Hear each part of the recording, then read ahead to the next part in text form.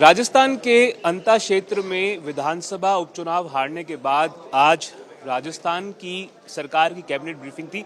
Sir, जिस तरह से पार्टी हारी है अंता में चुनाव, क्या उसको लेकर भी कोई चर्चा हुई आज कैबिनेट ब्रीफिंग में? ये कैबिनेट विषय का एजेंडा नहीं होता है, ये हमारा सरकार का विषय नहीं होता है। किस तरह से देखते हैं जोगाराम पटेल जी, आप विधि मंत्री हैं, वरिष्ठ मंत्री हैं, कैबिनेट मंत्री हैं, पार्टी की जिस तरह से अंता में हार हुई, इसके बावजूद कि पार्टी ने अपनी ताकत झोंक दी थी, पूर्व मुख्यमंत्री ने अपनी ताकत झोंक दी थी, उसके बावजूद इस प्रकार की हार जो हुई है पार्टी की, किस तरह से देखते हैं? देखिए, परिणाम जो है हमारी अपेक्षा के अनुसार नहीं है। इसके लिए पार्टी समीक्षा कर रही है, कहाँ हमारी कमी खामी रह गई उसको ठीक करेंगे। और चुनाव एक हारना या जीतना वो पार्टी के नहीं होता है, क्योंकि हमने 5 बाई इलेक्शन हुए, उसमें से 7 विधानसभा बाई इलेक्शन हुए, उसमें 5 हम जीते थे। अंत में किस तरह से क्यों हुआ इसकी समीक्षा हो रही है, और समीक्षा से उपरांत जहाँ कहीं भी कमी खामी रही है उसको ठीक करेंगे। आने वाला अंता का चुनाव जब भी क्या लगता है नरेश मीना ने काफी नुकसान किया बीजेपी का अंता में? समीक्षा के उपरांत इस पर कोई टिप्पणी की जा सकती है। अभी जल्दबाजी होगी। हमारी पूरी तरह से समीक्षा हो रही है, स्थानीय स्तर के कार्यकर्ताओं से हो रही है, अन्य स्तर से हो रही है, हम लोग खुद वहाँ गए उनसे हो रही है।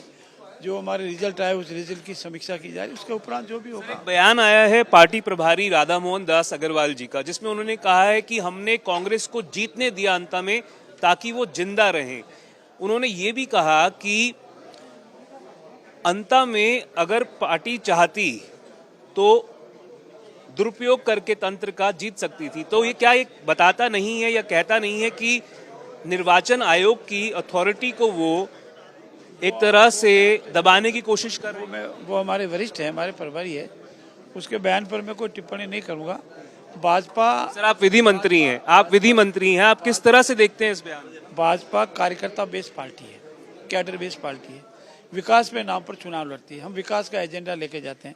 हो सकता है हम विकास के एजेंडे को जो हमारे 2 साल में काम हुए हैं उसको जनता में प्रचार करने में कोई कमी रह गई होगी, इसको हम ठीक करेंगे। और भविष्य में भी हम जाएंगे, हम अपने विकास के एजेंडे के आधार पर जाएंगे। तो आप सहमत नहीं है उनके बयान से? नहीं, वो उनका सहमत है, सहमति का कोई विषय नहीं है। उनके बयान का विषय आपकी समीक्षा का विषय, मेरी समीक्षा। सर, एक सब इंस्पेक्टर के पेपर के मुद्दे पर सरकार का क्या रुख है, इसको लेकर लोगों में काफी वो है। बिल्कुल स्पष्ट कोर्ट में हो गया। तो आप चाहते हैं कि वो रद्द नहीं होनी चाहिए? चाहते हैं, वो कोर्ट में स्पष्ट हो गया। आपको लगता नहीं सर, जो वो लोग जिन्होंने परिश्रम करके साफ गोई से तैयारी की थी और जिनको लगता है कि उनके साथ अन्याय हुआ, उनको निवेदन है कि इस विषय पर सरकार का पक्ष पूर्ण रूपेण, चाहे सिंगल बेंच में हो या डीबी में हो, पूर्ण रूप से स्पष्ट हो चुका है। इस पर अब कोई बात है कोर्ट के अंदर, क्योंकि एक बार आप लोगों के लिए बता दें कि सरकार का इस पे क्या रुख है? सरकार का रुख है वो पूर्ण रूप से सरकार ने स्पष्ट कर दिया है। सर, जब इसको कैंसिल किया गया था हाईकोर्ट के द्वारा, तब तो मुख्यमंत्री भजनलाल जी ने इसका क्रेडिट लिया